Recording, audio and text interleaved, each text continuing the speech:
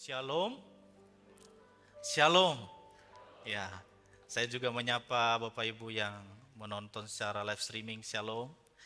Bapak Ibu Saudara, puji Tuhan hari ini kembali lagi kita beribadah kepada Tuhan. Mari kita membuka Alkitab kita di dalam kitab Lukas pasal 10. Lukas pasal 10 ayat yang ke-38 sampai 42. Lukas 10 ayat 38 sampai 42. Bapak Ibu bisa buka di Alkitabnya. Jika kurang kelihatan, ada juga di atas di layar. Saya akan membacakan, Bapak Ibu bisa memperhatikan. Ketika Yesus dan murid-muridnya dalam perjalanan, tibalah ia di sebuah kampung. Seorang perempuan yang bernama Marta menerima dia di rumahnya. Perempuan itu mempunyai seorang saudara yang bernama Maria. Maria ini duduk dekat kaki Tuhan dan terus mendengarkan perkataannya. Sedang Marta sibuk sekali melayani. Ia mendekati Yesus dan berkata, "Tuhan, tidakkah engkau peduli bahwa saudaraku membiarkan aku melayani seorang diri? Suruhlah dia membantuku." Tetapi Tuhan menjawabnya, "Marta, Marta, engkau khawatir dan menyusahkan diri dengan banyak perkara. Tetapi hanya satu saja yang perlu. Maria telah memilih bagian yang terbaik dan tidak akan diambil daripadanya." Bapak Ibu Saudara, kalau kita perhatikan sudah beberapa minggu terakhir ini, firman Tuhan yang kita bahas itu dari kitab Lukas ya, dari minggu pertama, minggu kedua. Kemarin juga Pak Pendeta Yohanes Istia menjelaskan tentang orang Samaria yang murah hati. Ya, sebelum Maria dan Marta ini. Nah, Bapak Ibu Saudara, kalau kita lihat cerita ini, Tuhan Yesus ya, di ayat 38 di situ, ketika Yesus dan murid-muridnya dalam perjalanan, tibalah ia di sebuah kampung. Seorang perempuan yang bernama Marta menerima dia di rumahnya. Nah, tema yang diberikan oleh PGI yaitu kerjakan dengan tulus dan rendah hati. Saya punya pertanyaan bagi Bapak Ibu. Jika Tuhan Yesus datang ke rumah kita, apa yang Bapak Ibu lakukan? Ya.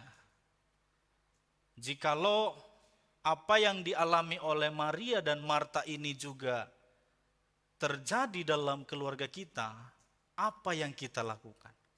Kalau kita membaca konteks ini Bapak Ibu, Marta dan Maria sebenarnya belum tahu kalau Yesus akan singgah di rumah mereka, belum tahu.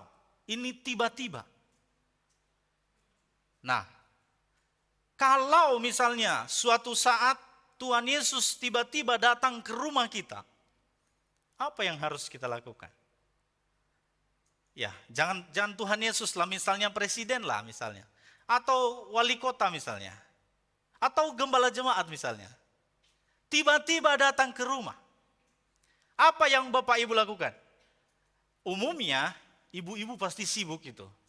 Waduh, ini belum disiapin apa-apa, ini harus kita sediakan makan ini. Pak gembala kita ini. Pasti Bapak Ibu bertanya duluan nih kepada saya, mau minum apa gitu. Mau minum kopi atau teh gitu. Apalagi di Indonesia Bapak Ibu ya. Asal ngumpul pasti makan. Iya kan? Asal ngumpul pasti makan. Nah, ini yang terjadi pada saat itu. Ketika Tuhan Yesus singgah di rumah Maria dan Marta, Marta kalau kita lihat di situ dia sibuk sekali, ya. Di ayat 40 tadi.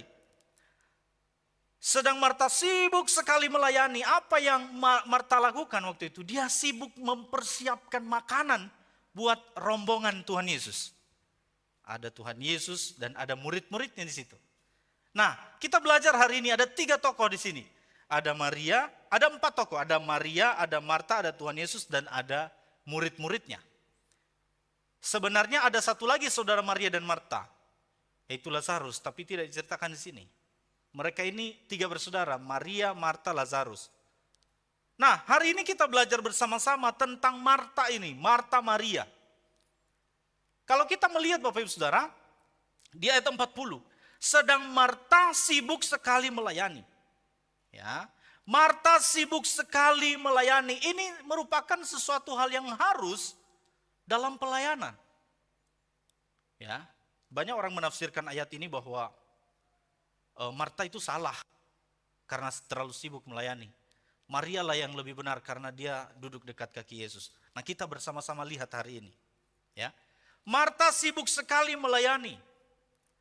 Bapak Ibu Saudara, hormat yang diberikan kepada Yesus ini patut dipuji yang dilakukan oleh Maria ini. Ya. Orang-orang Kristen yang mengasihi Kristus akan berpikir bahwa sungguh baik untuk memberikan segala kehormatan, ya, segala kebaikan untuk melayani Tuhan demi kemuliaan nama Tuhan, pasti itu.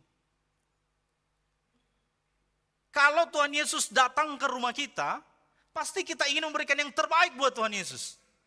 Dan itu yang ada dalam pikiran Marta. Saya mau siapkan makanan yang enak-enak bagi Tuhan Yesus dan para muridnya. Tidak ada yang salah. Melayani Tuhan dengan kesungguhan hati itu sesuatu yang harus malah. Harus kita memberikan yang terbaik buat Tuhan. Kepedulian Marta dengan perkara-perkara rumah tangganya itu patut dipuji. Dan sudah menjadi kewajiban semua orang untuk memperhatikan keluarga. Ya. Seperti yang saya tanya tadi di awal, kalau misalnya seorang wali kota, presiden atau Tuhan datang ke rumah Bapak Ibu, pasti Bapak Ibu sibuk untuk mempersiapkan segala sesuatunya, apalagi datangnya dadakan. Nah, Bapak Ibu Saudara, ini patut dipuji. Apa yang dilakukan Marta, ini patut dipuji. Kenapa? Dia ingin memberikan yang terbaik. Nah, Bapak Ibu Saudara, coba kita lihat Maria. Di ayat 39. Dikatakan, perempuan itu mempunyai seorang saudara yang bernama Maria. Maria ini duduk dekat kaki Tuhan dan terus mendengarkan perkataannya. Ya. Ini kalau kita perhatikan baik-baik Bapak Ibu Saudara, Tuhan Yesus datang. Lalu Maria duduk dekat kaki Tuhan Yesus. Marta sibuk untuk melayani di dapur. Ya, seperti itu kira-kira. Terus Tuhan Yesus ngobrol. Ya, Tuhan Yesus menyampaikan perkataannya di sini dikatakan di ayat 39. Ya, Maria duduk di kaki Tuhan dan terus mendengarkan perkataannya. Artinya gini, ketika Tuhan Yesus datang ke rumah Marta dan Maria, dia ngomong terus. Kepada siapa Tuhan Yesus menyampaikan perkataannya? Kepada para murid dan juga ada Maria dan Marta di rumah itu. Tapi coba kita lihat, ketika Tuhan Yesus sedang berkata-kata, Marta bukan sibuk mendengarkan Tuhan Yesus, tetapi dia malah sibuk mempersiapkan makanan buat Tuhan Yesus. Artinya apa Bapak Ibu Saudara? Bukan berarti nggak penting pelayanan, menyajikan yang terbaik makanan buat Tuhan Yesus, tetapi di sini Marta sudah salah. Salahnya apa? Dia terlalu sibuk, ya. Firman Tuhan sendiri mengatakan, Marta terlalu sibuk, tetapi dia sendiri tidak mau dengar perkataan Tuhan Yesus. Saya umpamakan lagi Bapak Ibu Saudara, misalkan seorang wali kota tadi datang ke rumah Bapak Ibu. Wali kota dengan begitu asik ngomong, terus Bapak Ibu tinggalkan. Udah Bapak ngobrol dulu ya, saya siapkan makanan. Bapak mau makan apa? Bukankah itu nggak sopan? Ya. Inilah yang dilakukan Marta pada saat itu. Tetapi Maria, ya, Maria duduk dekat kaki Tuhan dan terus mendengarkan perkataannya. Dia terus mendengarkan perkataan Tuhan Yesus. Maria telah memahami pentingnya hal ini, duduk mendengarkan sebaik-baiknya. Karena tidak tahu kapan lagi bisa beroleh kesempatan seperti ini. Ya, karena untuk Tuhan Yesus singgah di rumah orang pada saat itu tidak mudah dan itu kesempatan yang sangat berharga. Tidak sembarangan Tuhan Yesus untuk singgah di rumah orang itu, begitu banyak rumah pada saat itu. Tetapi puji Tuhan, waktu itu Tuhan Yesus berhenti di rumah Marta dan Maria. Ini sebenarnya waktu yang ditunggu-tunggu oleh setiap orang pada saat itu.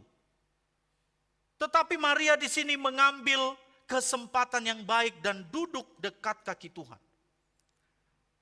Ya. Nah, Bapak Ibu Saudara, Maria duduk untuk mendengar, menunjukkan adanya perhatian yang penuh kepada Tuhan Yesus. Sebenarnya Tuhan Yesus hanya ingin pada saat itu, ingin didengar oleh Marta dan Maria pada saat itu. Ya. Bapak Ibu Saudara, Maria pikirannya tenang, berpusat, ya, dan berketetapan untuk menyimak dengan baik. Bukan mendengarkan dengan sambil lalu, tetapi menerima segala sesuatu yang disampaikan oleh Kristus. Itu yang dilakukan Maria. Dia duduk diam dekat kaki Yesus, dia dengar baik-baik apa yang disampaikan oleh Tuhan Yesus. Saya waktu kena COVID, Bapak Ibu, saya di rumah, ibadah online, 2 kali hari Minggu. Saya merasakan Bapak Ibu, pergumulan Bapak Ibu juga, di mana kita ibadah di rumah itu sangat beda jauh dengan kita ada di sini.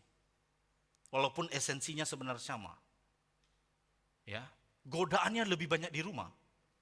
Bapak Ibu Saudara ya, di rumah kita sambil dengar firman Tuhan, kita bisa tuh sambil makan. Ya, kita bisa sambil makan atau sambil tiba-tiba di depan rumah paket gitu. Kita pergi ambil paket dulu gitu kan. Ya, seperti itu. Nyatanya begitu Bapak Ibu Saudara. Harusnya sekalipun di rumah, sekalipun di gereja harusnya kita fokus ibadah. Kita dengar firman Tuhan. Karena waktu itu hanya 2 jam, paling lama 2 jam. Ibadah kita saya hitung-hitung, enggak pernah sampai 2 jam.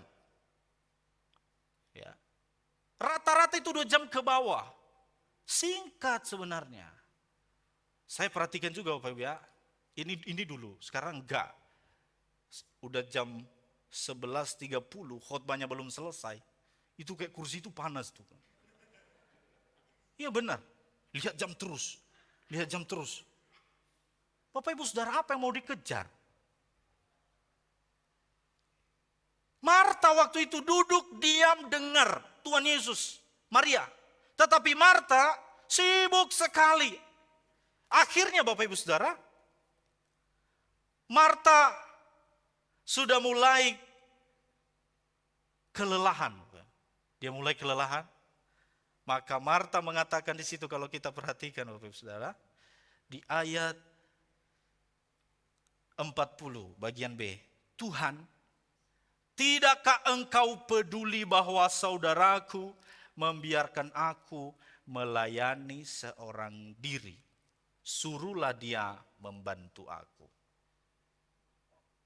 Kalau kita lihat di sini Bapak Ibu Saudara, kenapa jadi Marta yang menyuruh Tuhan Yesus ya? Kenapa enggak Marta bilang, Maria sini bantu aku? Ini malah Marta, Tuhan Yesus ini tamu loh Bapak Ibu. Tamu mereka Tuhan Yesus. Tuhan Yesus tolong saudaraku. Padahal saudaranya juga dengar di situ. Menurut Bapak Ibu secara etika ini benar apa enggak? Kayaknya kurang tepat kalau menurut saya. Tinggal bisikin aja ke Maria kan. Maria bantu aku dulu. Kita siapkan makanan. Tapi dia sengaja memperdengarkan perkataannya ini kepada Tuhan Yesus. Ya. Nah disinilah letak kesalahan Marta. Marta sibuk sekali melayani, ia bersusah payah. Itu dikata bahasa Yunaninya peripolen diakonian. Sibuk sekali, dia bersusah payah. Ya, dia bersusah payah. Akhirnya Bapak Ibu, kedatangan Tuhan Yesus dia tidak nikmati. Karena dia terlalu sibuk mempersiapkan. Padahal Tuhan Yesus, memang Tuhan Yesus butuh makanan. Tetapi Tuhan Yesus nggak butuh. Orang terlalu sibuk melayani dia. Karena Tuhan Yesus butuh, dengarkan aku. Itu yang penting Bapak Ibu Saudara. Saya waktu mendengarkan ini, di tahun-tahun yang akan datang nanti, kalau COVID sudah hilang, kita akan merayakan Paskah, Natal. Iya kan Bapak Ibu ya? Biasanya kalau merayakan Paskah dan Natal, ada yang ibadah, ada tim konsumsi di luar sibuk sekali mempersiapkan makanan. Tidak mau dengar firman. Nah, kita ubah sekarang Bapak Ibu Saudara. Lebih baik kita bayar catering, ya, lebih baik kita bayar catering daripada jemaat terlalu sibuk di luar, tidak ikut ibadah. Atau lebih baik masak duluan, tinggalkan makanan itu, kunci pintu kalau takut kucing masuk, makan, kita ibadah bersama-sama terlebih dahulu. Kita harus tahu prioritasnya apa. Bapak Ibu Saudara, Marta sibuk sekali melayani. Peduli itu memang baik dan sudah menjadi tugas kita, tetapi menjadi sibuk sekali itu salah. Kadang-kadang di perayaan-perayaan ibadah tertentu, kadang kita kehilangan esensinya karena kita terlalu sibuk kepada hal-hal yang sebenarnya tidak terlalu penting. Maka ada satu kata-kata, jangan mengutamakan hal yang sepele dan menyepelekan hal yang utama. Urusan duniawi menjadi jerat bagi kita bila hal ini menghalangi kita melayani Allah dan mendapatkan kebaikan bagi jiwa kita. Bapak Ibu Saudara, maka sebenarnya Marta ini sudah disorientasi. Apa itu disorientasi? Kesamaran arah. Sebenarnya apa yang dia lakukan benar, tetapi tidak tepat pada waktunya. Ya, tidak dapat bersikap sebagaimana seharusnya. Ya, sekali lagi melayani itu, mempersiapkan segala sesuatu itu dengan baik itu penting. Tetapi harus tepat pada waktunya. Kalau Bapak Ibu sedang ibadah online, nih Bapak Ibu yang ada di rumah ini, terus Bapak Ibu dengan asik ngobrol kepada suami istri padahal sedang ibadah, bukankah ngobrol itu sesuatu yang baik? Tetapi ketika bersikap sebagaimana seharusnya dalam ibadah, Bapak Ibu salah. Dan itu yang dilakukan oleh Marta. Tidak dapat bersikap sebagaimana seharusnya. Apa contohnya lagi? Contohnya berpakaian. Berpakaian. Bukankah pakaian di luar sana banyak sekali dijual? Bagus-bagus semua. Tapi kadang-kadang kita tidak dapat bersikap sebagaimana seharusnya di rumah Tuhan. Nah, Bapak Ibu Saudara, inilah yang dialami oleh Marta pada saat itu, disorientasi. Maka Marta mengeluh. Dia mulai mengeluh, dia capek. Keluhan yang disampaikan Marta kepada Kristus ini perihal Maria. Kenapa Maria tidak membantu dia? Saudara perempuannya karena tidak membantunya dalam pekerjaan rumah tangga. Sekali lagi saya baca di situ, Tuhan, tidakkah engkau peduli bahwa saudaraku, ya, yang juga berkepentingan seperti diriku untuk mengerjakan segala sesuatu dengan baik, membiarkan aku melayani seorang diri. Ini setelah saya lihat penafsirannya Bapak Ibu Saudara. Maka Bapak Ibu Saudara dikatakan di situ, suruhlah dia. Oleh sebab itu suruhlah dia meninggalkanmu dan datang membantuku. Ya. Coba lihat kata-katanya. Suruhlah dia meninggalkanmu dan datang membantuku. Dia mulai mengeluh Bapak Ibu Saudara. Ternyata pelayanan yang dia lakukan itu, ya, ternyata dia merasa capek. Ya, dia sudah mulai mengeluh, kok Maria enak sekali ya duduk-duduk itu ya. Kok Maria enak sekali duduk-duduk di samping, sedangkan saya sibuk sendiri di dapur. Nah, Bapak Ibu Saudara, kalau Bapak Ibu sudah mengambil komitmen untuk melayani Tuhan, jangan pernah mengeluh. Ya. Jangan pernah mengeluh apapun yang terjadi. Karena yang kita layani Tuhan. Bapak Ibu Saudara, kita harus benar-benar fokus dalam kehidupan kita ini. Maka dikatakan oleh Paulus, segala sesuatu diperbolehkan benar, tetapi tidak segala sesuatu membangun. Segala sesuatu diperbolehkan benar, tetapi tidak segala sesuatu berguna. Artinya apa Bapak Ibu Saudara? Jangan sampai kita menganggap bahwa pelayanan kita sudah luar biasa, lalu Tuhan senang. Ya, lalu Tuhan senang. Itu yang kami takutkan para hamba Tuhan ini Bapak Ibu Saudara. Para mahasiswa-mahasiswa teolog, di sini ada Naomi ya.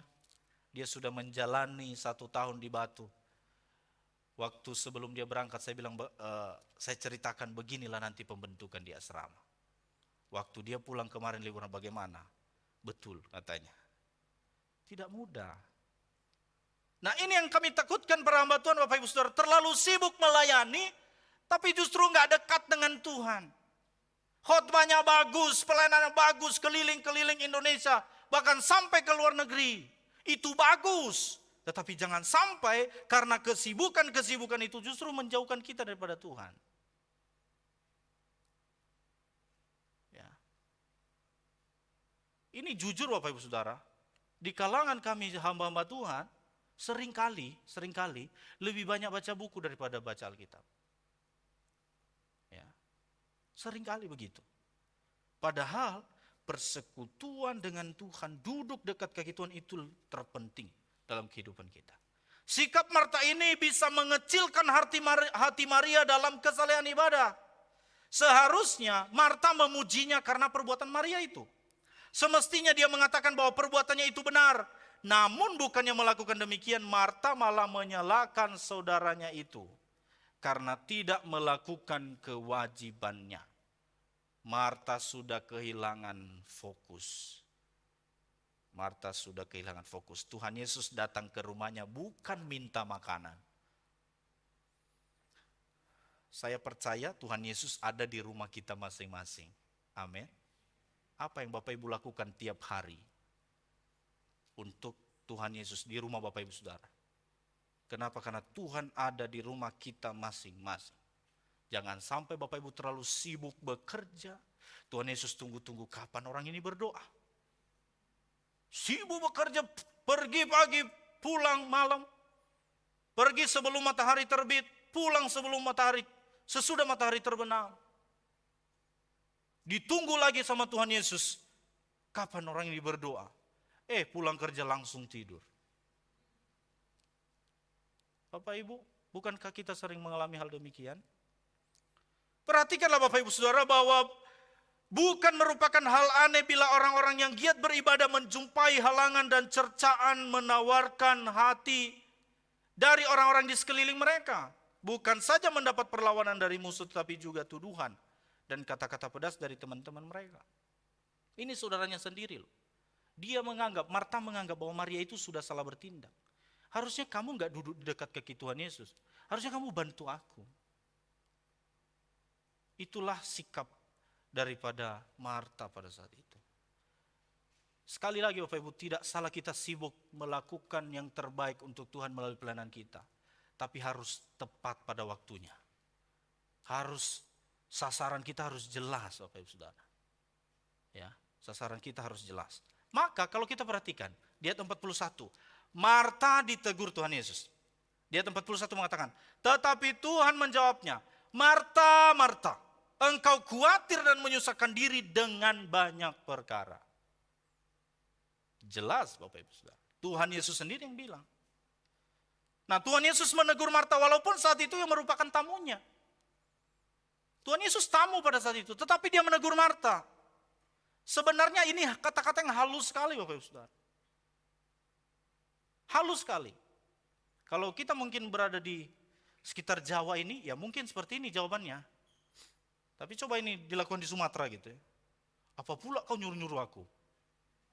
Ya. Ini tamu loh. Tuhan Yesus tamu. Tamu ini disuruh sama Marta. Tuhan Yesus menjawab, Marta, Marta, engkau khawatir dan menyusahkan diri dan banyak perkara. Ya. Kesalahan yang dilakukan Marta adalah kekhawatiran yang berlebihan dalam upaya menjamu Tuhan Yesus dan murid-murid. Dan berharap dia membenarkan dalam hal ini. Sebenarnya Marta menganggap bahwa setelah saya menjamu mereka dengan makanan yang enak-enak, wah Tuhan Yesus senang. Iya enggak? Bukankah kita sering mengalami hal itu? Makanya di tim praise and worship saya udah bilang kan, waktu pertemuan.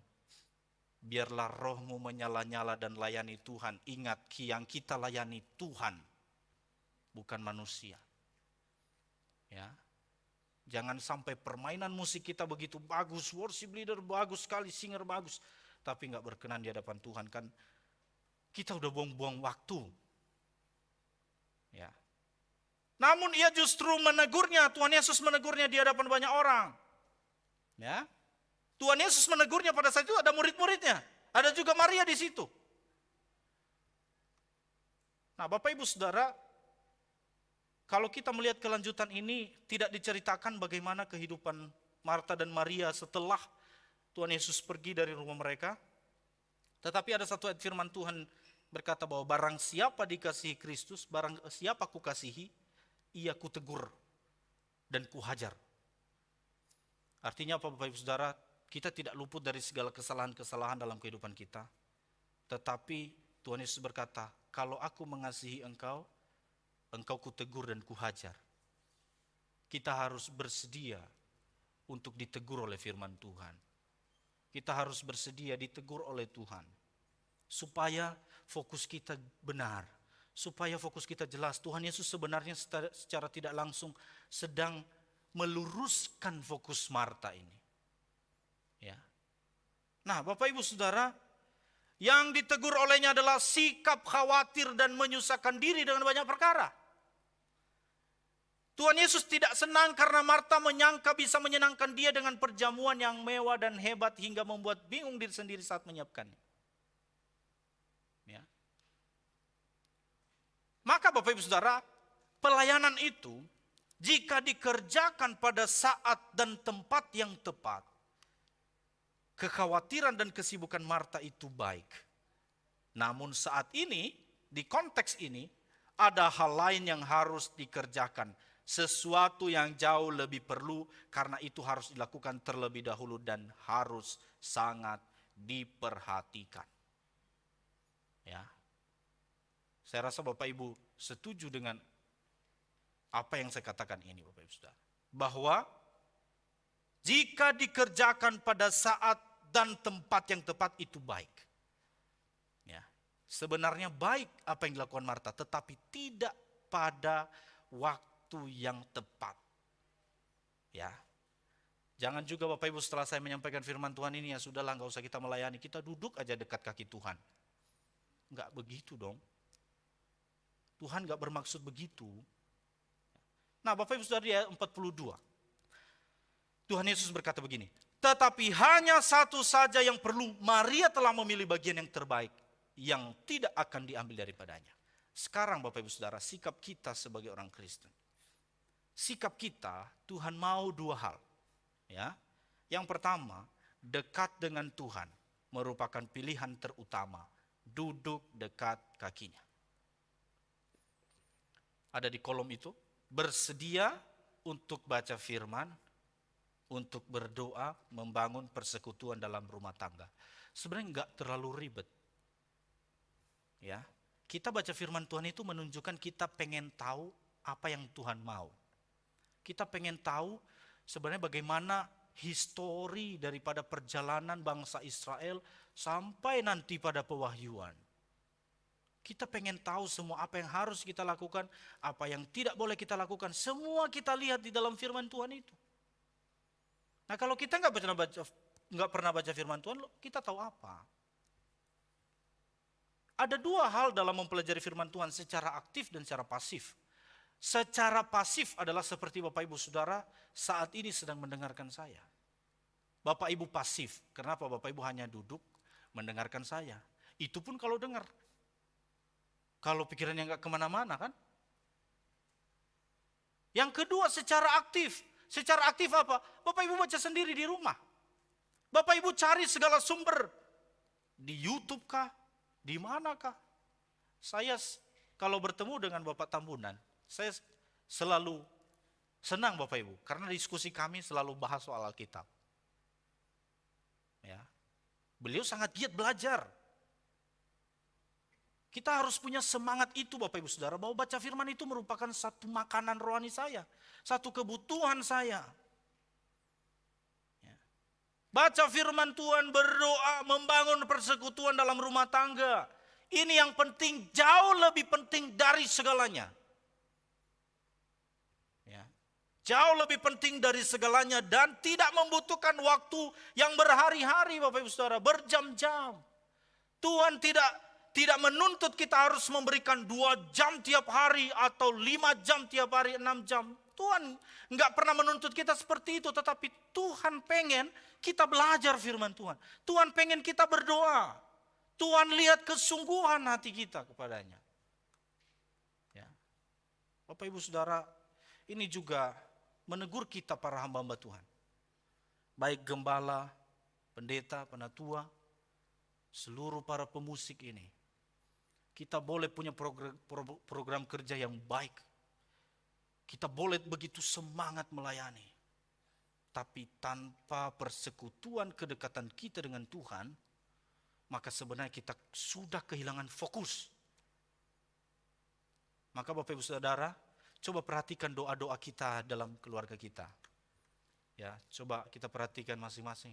Sudahkah saya baca firman Tuhan tiap hari? Apalagi perkembangan teknologi saat ini Bapak Ibu. Udah luar biasa.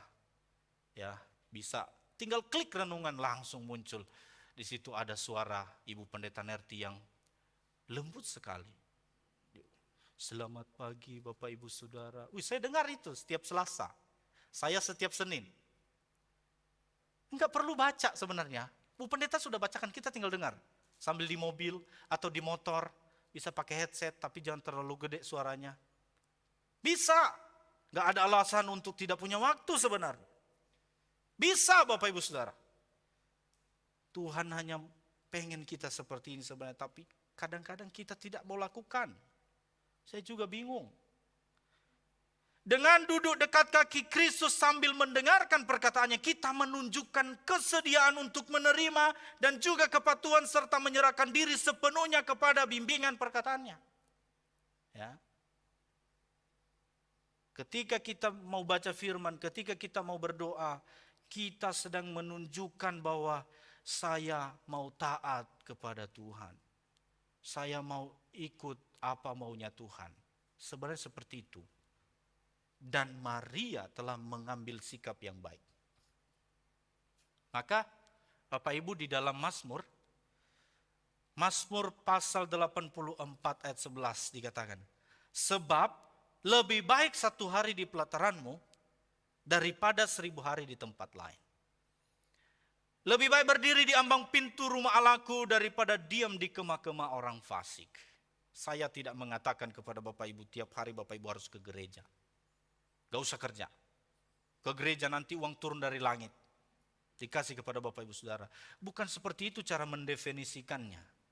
Tapi Tuhan mau dalam kehidupan kita sehari-hari. Kita memuliakan Tuhan. Membaca firman Tuhan. Membangun keintiman dengan Tuhan. Jangan sampai di Matius 7 ayat 21 sampai 23 terjadi dalam kehidupan kita. Apa itu?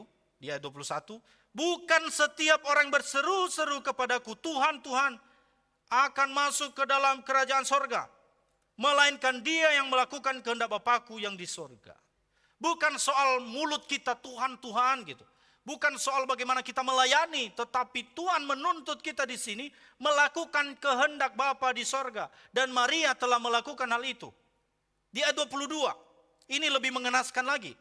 Pada hari terakhir, banyak orang akan berseru kepadaku, Tuhan, Tuhan, bukankah kami telah bernubuat demi namamu, dan mengusir setan demi namamu, dan mengadakan banyak mujizat demi namamu juga. Dia 23, pada waktu itulah aku akan berterus terang kepada mereka, dan berkata, aku tidak pernah mengenal kamu. Enyalah daripadaku kamu sekalian pembuat kejahatan. Ini keras sekali Tuhan Yesus berkata. Begitu sedihnya Bapak Ibu Saudara, kita udah capek-capek melayani di dunia, ya, udah kita kerahkan seluruh kekuatan kita. Pas kita di pintu pengadilan, Tuhan Yesus bilang, gak ada namamu di sini, pulang. Sedih banget Bapak Ibu Saudara. Itu sama aja kayak kita kuliah gitu. Kita udah kuliah capek-capek 4 tahun. Pas wisuda gak ada nama kita. Dan ini Tuhan Yesus katakan, aku berterus terang kepadamu. Artinya apa Bapak Ibu Saudara? Dalam pelayanan kita harus kita seimbangkan kedekatan kita dengan Tuhan dan kesungguhan kita melayani. Ya. Ingat prioritasnya adalah dekat dengan Tuhan, baru melayani. Jangan kita melayani untuk menyogok Tuhan supaya Tuhan senang. Enggak, Tuhan gak bisa begitu. Kita nggak mungkin berkata sama Tuhan nanti, Tuhan saya udah capek melayani, masa Tuhan nggak kasihan sama aku? Tuhan bilang, iya kamu udah capek melayani, tapi kamu nggak pernah dekat dengan aku. Kamu nggak pernah tahu isi hatiku. Maria tahu isi hati Tuhan, maka dia dekat dengan Tuhan. Yang terakhir, yang kedua adalah melayani adalah sikap yang harus dilakukan, tetapi harus berkenan kepada Tuhan. Melayani, semua orang Kristen wajib melayani, tetapi harus berkenan kepada Tuhan. Fokus pelayanan kita adalah Tuhan. Maka di Kolose 3:23 mengatakan, Apapun juga yang kamu perbuat, perbuatlah seperti untuk Tuhan, bukan untuk manusia. Maka kekeringan rohani akan dialami ketika seseorang sibuk dalam pelayanan, tetapi tidak ada keintiman dengan Tuhan. Sibuk sekali melayani, tapi tidak ada keintiman dengan Tuhan. Maka jangan GR terhadap Allah dengan pelayanan yang telah dilakukan. Saya pernah membaca buku ini, ditulis oleh Pendeta Dr. Juanda dari Surabaya. Dia tulis bukunya itu judulnya Iman yang Berwawasan. Artinya iman itu tidak konyol, iman itu harus punya wawasan. Kita mengerti apa yang kita imani, tidak konyol. Ya. Dikatakan di poin pertama, GR terhadap Allah. Apa itu GR? Gede rasa. Orang-orang GR itu dia sudah melayani, dia sudah luar biasa, datang ke gereja, sudah membantu pekerjaan gereja, dia memberikan uang pembangunan dan sebagainya. Lalu dia berkata, Tuhan pasti melihat apa yang telah saya perbuat. Dan saya yang paling berjasa di gereja ini. Nah, Bapak Ibu Saudara, melayani itu baik, tetapi jangan sampai kita merasa bahwa pelayanan kita itu seperti yang dilakukan oleh orang-orang di luar sana. Gede rasa terhadap Allah.